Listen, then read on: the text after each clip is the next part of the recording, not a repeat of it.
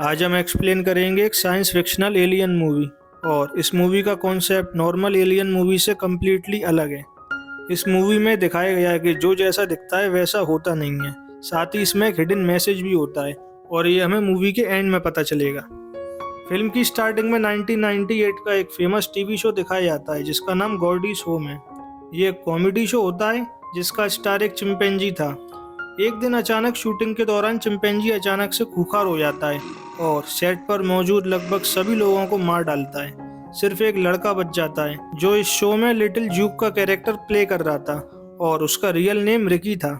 Chimpanzee उसके पास आता है बट वो उसे हार्म नहीं करता क्योंकि वो उसका फ्रेंड था। तभी वहाँ सिक्योरिटी वाले आ जाते हैं और चिंपैंजी को शूट कर देते हैं। ये पूरा इंसिडेंट अपनी आंखों के सामने देखकर वो बच्चा काफी डर जाता है। अब इस सीन का मूवी की स्टोरी के साथ क्या कनेक्शन था ये हमें आगे पता चलेगा। सीन कट होता है और प्रेजेंट टाइमलाइन में ओटिस नाम के पर्सन को दिखाया जाता है। वो एक रेंच का ओनर होता है, मतलब वो हॉर्सेस को ओन और ट्रेन करता है फिल्म एंड टेलीविजन प्रोडक्शन के लिए। एक दिन अचानक ओटिस की रहस्यमयी ढंग से मौत हो जाती है जिसकी मौत का रीजन आसमान से गिरा एक कॉइन होता है। ओटिस के जाने के बाद उसका बिजनेस उसके बच्चे ओजे और एम्ब्रिल 6 महीने से संभाल रहे होते हैं। वो ओटिस की मौत की मिस्ट्री से पूरी तरह से अनजान होते हैं। अगले सीन में दिखाते हैं एक फिल्म कमर्शियल प्रोजेक्ट के दौरान ओजे और एम्ब्रिल की मुलाकात एक सिनेमेटोग्राफर एंथर से होती है, लेकिन उनके हॉर्स के वॉयलेंट हो जाने की वजह से उन्हें इस प्रोजेक्ट से हटा दिया जाता है। यहाँ हमें पता चलता है इन दोनों को अपने फादर यानी ओटिस का बिजनेस संभालने में काफ़ी दिक्कतें आ रही थी। टाइम ऐसे ही बीतता रहता है जिस वजह से उनको फाइनेंशियली भी काफ़ी प्रॉब्लम्स फेस करनी पड़ती हैं।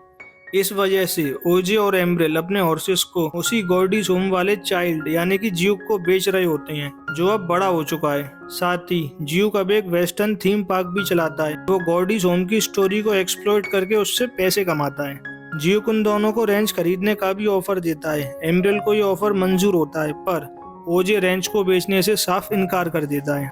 एम्ब्रिल उसे काफी समझाने की कोशिश करती है कि वो रेंच को बेचने के लिए मान जाए, पर ऐसा नहीं होता।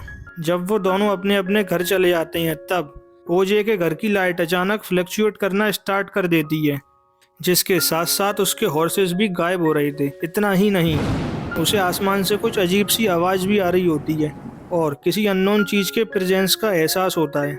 साथ ही ओजे ने एक अनआइडेंटिफाइड फ्लाइंग ऑब्जेक्ट देखा था जो आसमान में उड़ रहा था।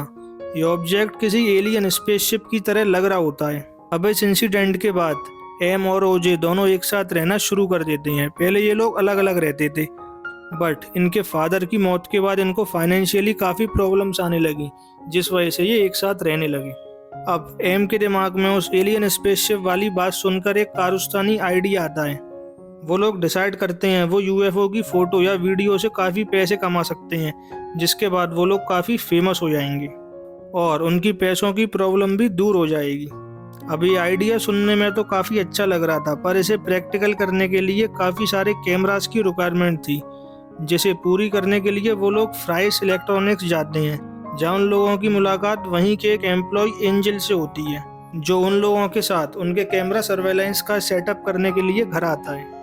इसी बीच एम और ओजे को पता चलता है एंजल भी यूएफओ में बिलीव करता है। साथ ही उसे यूएफओ की डॉक्यूमेंट्री करने में और पिक्चर्स निकालने में भी काफ़ी इंटरेस्ट होता है। एंजल जब सारे कैमरास सेट कर देता है तब उसे शक होता है क्योंकि ओजे ने सारे कैमरास आसमान की तरफ सेट करवाए होते हैं।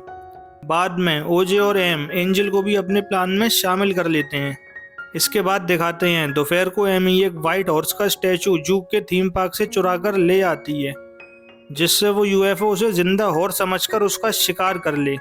दरअसल वो आसमान में यूएफओ जैसी दिखने वाली चीज जिंदा चीज़ों का शिकार कर रही होती है और उसने ओजे को भी निकलने की कोशिश करी थी पर वो बच गया क्योंकि वो यूएफओ को देखकर भी नज़रअंदाज कर देता है और यही उस यूएफओ से बचने का एकमात्र तरीका होता है। सारी चीज़ें सेटअप करने के बाद सब लोग रात होने का वेट करते हैं। रात को जब एम सो रही होती है तब ओजे बाहर जाता है क्योंकि उसे वहाँ कुछ हलचल महसूस हुई थी, लेकिन बाहर उसे एलियंस की कॉस्ट्यूम पहने हुए कुछ बच्चे नजर आते हैं जो उनको डराने आए थे क्योंकि एम्ब्रिल ने उनके थीम पार्क से वो नकली घोड़ा चुराया था। ओजे को देखकर वो सारे बच्चे वहाँ से भाग जाते हैं। सबके जाने के बाद ओजे बाहर आता है तो उसे पता चलता है उसका एक वाइट हॉर्स जो पहले कहीं चला गया था अब वापस आ गया है। ओजे उसे वापस फार्म में ले जा रहा होता है, तभी आसमान में कुछ अजीब सी हलचल होती है जिसे देखकर वो घोड़ा वहां से भाग जाता है। और ओजे इस बार बिल्कुल साफ साफ देख पाता है वो यूएफओ हॉर्स के स्टैचू को अपनी ओर खींच रहा होता है। एम भी ये नज़ारा अपनी आंखों से देख रही होती है।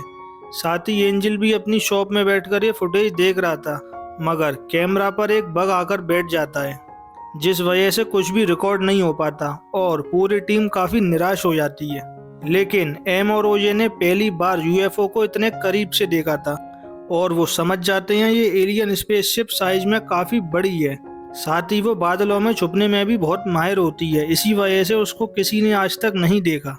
अब अगले दिन सुबह दोनों भाई बहन डिसाइड करते हैं वो सबसे पहले इस यूएफओ का सच दुनिया के सामने लाकर फेमस हो जाएंगे और इस काम में अपना जी जान लगा देंगे। वो एक प्रोफेशनल डॉक्यूमेंट्री वाले को इस बारे में बताते हैं और उसे वहां आने के लिए इनवाइट करते हैं, पर वो शख्स वहां आने से मना कर देता है क्योंकि उसे उन दोनों की बात पर यकीन नहीं होता है। थोड़ी देर बाद एंजल वहां आता है। कल रात जो हुआ एंजल भी उससे अच्छे से वाकिफ था और वो आते ही पहाड़ी की तरफ देखने लगता है। बाद में वो एम और ओजे को बताता है यूएफओ का कॉन्सेप्ट बहुत पुराना हो चुका है, ये कुछ और ही है जो सबकी सोच से बिल्कुल अलग है। वो उन दोनों को एक फुटेज दिखाता है उनके घर के पास एक पहाड़ी की। उस फुटेज में साफ दिखाई दे रहा होता है एक बादल 6 महीने से अपनी पोजीशन बिना चेंज करे एक जगह पर स्थिर है। या तो ये यूएफओ बादल की शेप लेकर वहां चिपका हुआ है या फिर उसके अंदर छुपा हुआ है और इसी वजह से इसे देख पाना बहुत मुश्किल है। एम एंजल से कहती है अब किस चीज़ का इंतजार है, हम लोगों के पास ये फुटेज है, ये दिखाकर फेमस हो सकते हैं और बहुत सारे पैसे कमा सकते हैं। इस पर एंजल उसे बताता है ये एविडेंस काफ़ी नहीं है और इंटरनेट पर इससे मिलते जुलते नेचुरल क्लाइमेट चेंजेस के काफ़ी सारे वीडियोस पहले से ही अपलोडेड हैं और उन्हें और भी पक्के सबूत चाहिए होंगे उस यूएफओ का एग्जिस्टेंस साबित करने के लिए। सीन कट होता है और रिकी को दिखाया जाता है उसके थीम पार्क में एक शो चल रहा होता है। रिकी लोगों को गॉडीज होम की स्टोरी को तोड़ मरोड़ कर सुनाता है और उससे पैसे कमाने की कोशिश कर रहा होता है। तभी वहाँ आसमान में कोई बड़ी सी चीज आती है और ये वही यूएफओ होता है। लेकिन वहाँ मौजूद सभी दर्शक ये देखकर सोच रहे होते हैं ये भी इस शो का हिस्सा है और सब लोग अपने मोबाइल में वीडियो बनाने लग जाते हैं। तभी वो यूएफओ पास आ जाता है और सबके इलेक्ट्रॉनिक डिवाइसेस काम करना बंद कर देते हैं।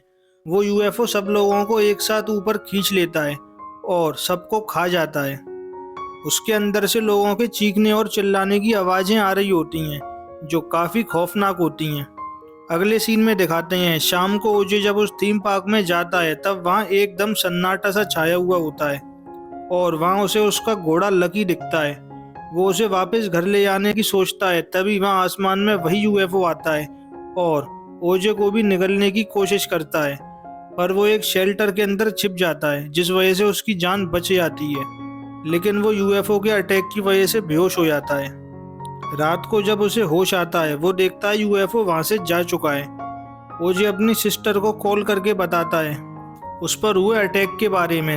साथ ही ओजे एमरल को ये भी बताता है आसमान में दिखने वाली चीज कोई यूएफओ या एलियन स्पेसशिप नहीं है बल्कि एक शिकारी जानवर है जो किसी और प्लेनेट से है, पर अर्थ को वो अपना प्लेनेट समझकर यहाँ लोगों का शिकार कर रहा है।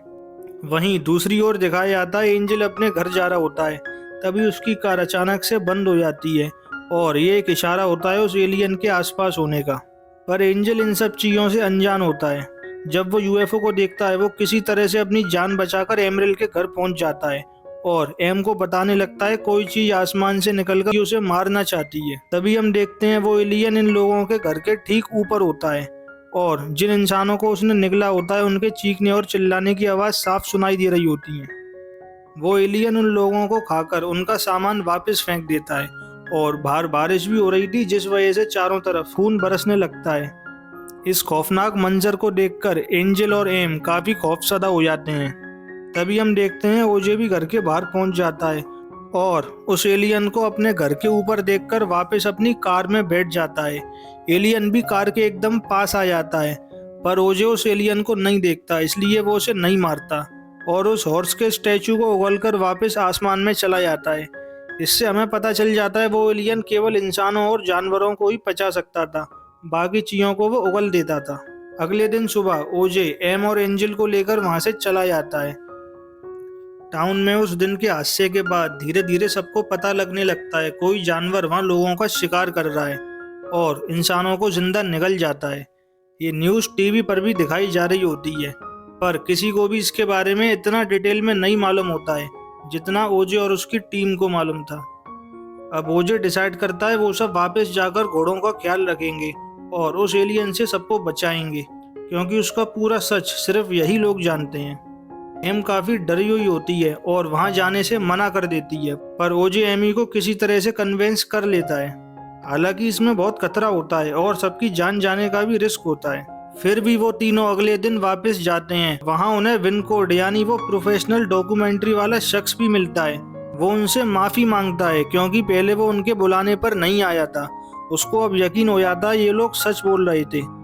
साथ ही वो शख्स अपने साथ एक ऐसा कैमरा भी लेकर आया था जिसको ऑपरेट करने के लिए इलेक्ट्रिसिटी या बैटरी की जरूरत ही नहीं थी। ये देखकर ओजे और एम काफी खुश हो जाते हैं। अब अगर वो स्पेसशिप उनके एकदम पास भी आ गई तब भी वो लोग उसकी फुटेज ले सकते थे, क्योंकि उस एलियन के आसपास होने से इलेक्ट्रॉनिक डिवाइसेस काम करना बंद कर देते थे। पर इस कैमरे की हेल्प से ये लोग आसानी से उस एलियन का सच सामने ला सकते थे, जो एक बहुत बड़ी अचीवमेंट होगी।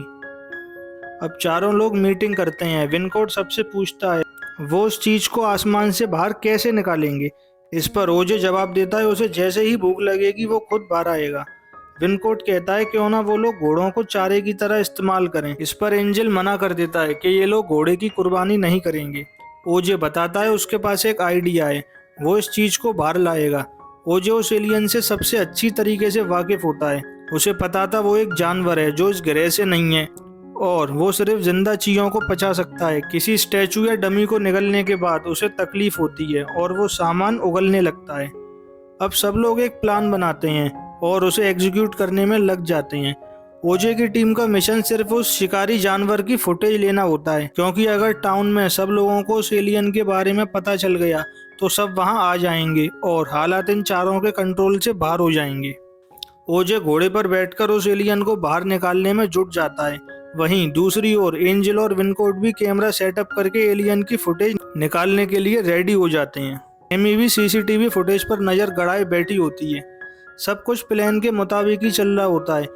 तभी अचानक से बाइक पर सवार एक अनजान शख्स आ जाता है। दरअसल ये भी इन लोगों की तरह सबसे छुपकर इस जगह को एग्जामिन कर रहा था और उसे पता होता है यहाँ कुछ गड़बड़ जरूर है। एमी उस बाइक वाले को वापस जाने के लिए कहती है, साथ ही उसे बताती है आगे बहुत खतरा है। पर वो बाइक वाला उसकी बात नहीं मानता और आगे चला जाता है और उस एलियन के नजदीक पहुंच जाता है, जिस वजह से उसकी बाइक शट डाउन हो जाती है और वो नीचे गिर जाता है।